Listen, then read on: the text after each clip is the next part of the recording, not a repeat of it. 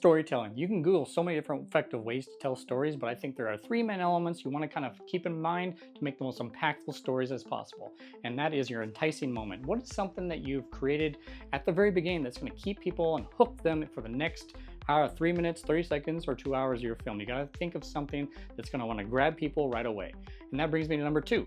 Then you go into the midpoint, which could be kind of like the moment of challenges. What is the characters going through? Was the problem that they have to solve to go into the next level of plot number 3 or 4. You can have different plot levels within each of these. And that brings me to number 3, and that's the climax. The climax can kind of transition into a conclusion, but it brings all of the characters, all the things we learned, everything we watched, and it kind of builds up into this great moment.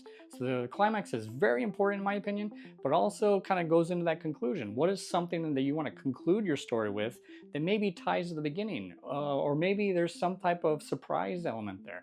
And it doesn't always have to be happy. It can always end in whatever type of theme that you feel is appropriate for your storytelling. Maybe you made a story that is takes a little thought afterwards. It's not so happy. Maybe it is a little complicated, or maybe it's just not happy at all. Maybe it's a sad story. Maybe that's the point of that, or a cliffhanger. And then the cliffhangers can go into maybe telling more stories in the future. If you hooked people enough to stay with your content, then maybe they'll stick around for the next integration of that. And that's just my 2 cents. 3-act stories, very important.